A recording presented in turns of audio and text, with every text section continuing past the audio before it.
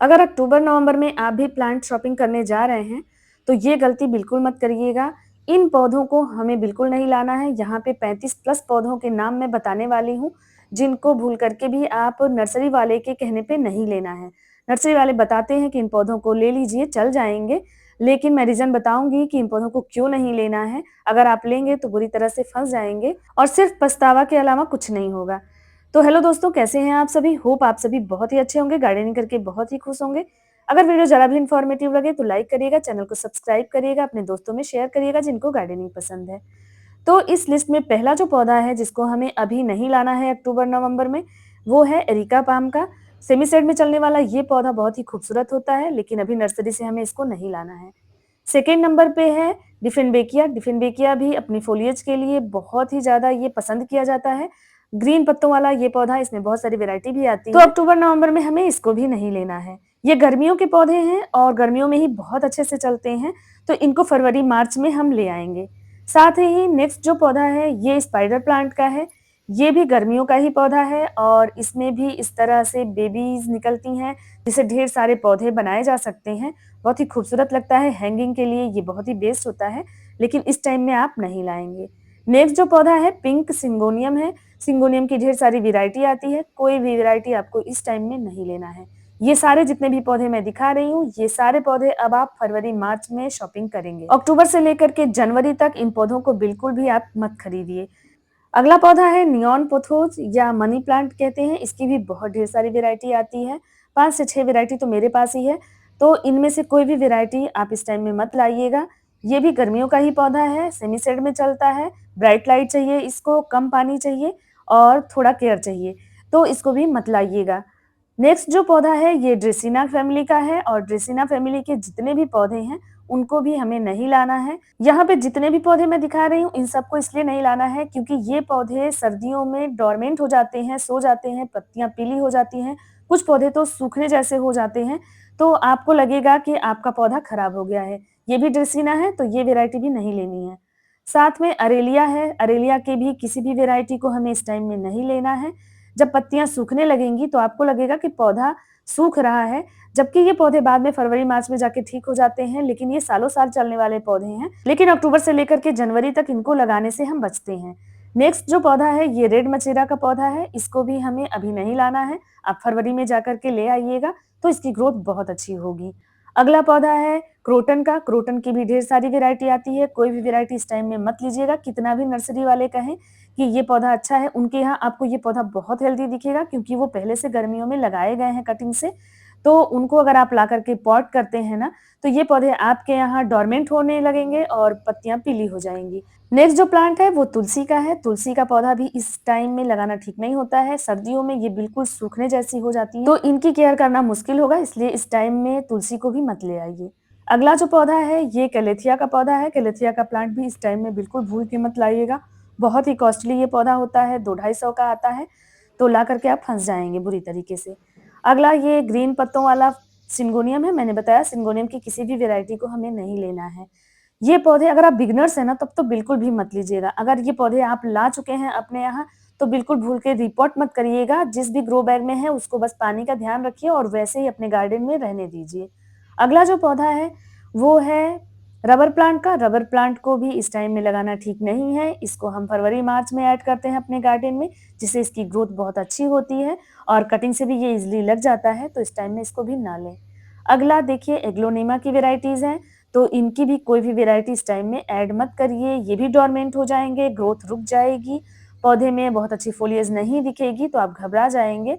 हो सकता है कि पौधा सर्वाइव ना कर पाए रिपोर्टिंग के बाद, तो इसलिए ऐसी भूल ना करें। इस पौधे को भी हमें नहीं लाना है अक्टूबर-नवंबर में। कभी भी हम नर्सरी वालों से पूछते हैं कि इस पौधे को कब लगा सकते हैं, तो वो बोलते हैं कि हमेशा ही लगा सकते हैं, तो उनकी बातों में बिल्कुल ना आएँ। अगला जो पौधा है वो मोन्स्टेरा का है। मोन्स्टेरा का पौधा भी गर्मियों का ही पौधा है और इसकी पत्तियाँ बहुत ही खूबसूरत होती हैं। देखिए इस तरह से ये मेरा 1.5-2 साल पुराना पौधा है, तो इसको भी इस टाइम में लाने की भूल ना करें। इसकी खूबसूरती पे ना जाएँ, फरवरी-मार्च में ऐड करिएगा। अगला पौधा है करी पत्ता का या नीम करी भी इसको बोलते हैं, तो इसको भी मत लाइएगा, ये भी डोरमेंट होगा, इसकी भी ग्रोथ रुक जाएगी। यही रीज़न है कि इस टाइम में हम इन पौधों को नहीं लाते हैं। विंटर्स के जो पौधे होते हैं वो अलग होते हैं, उनकी ग्रोथ विंटर्स में ही होती है, तो उनको लाना ठीक होता है। ये गर्मियों के पौधे हैं, तो इनको फरवरी मार्च में ही लाना सही होता है। अगला जो पौधा है वो एलिफेंट बुश या इसको यूफॉर्ब या ग्रैंटी भी बोलते हैं। ये पौधा कहीं भी चल जाता है, सेमी सेड में भी चल जाता है और फुल सन में भी चल जाता है। तो इस टाइम में इसको ऐड करेंगे तो ये भी डोरमेंट हो जाएगा, तो इसकी ग्रोथ रुकी रहेगी, आपको पता नहीं चलेगा, पौधा खराब हो जाएगा या पानी ज्यादा पड़ जाएगा, पानी कम पड़ जाएगा।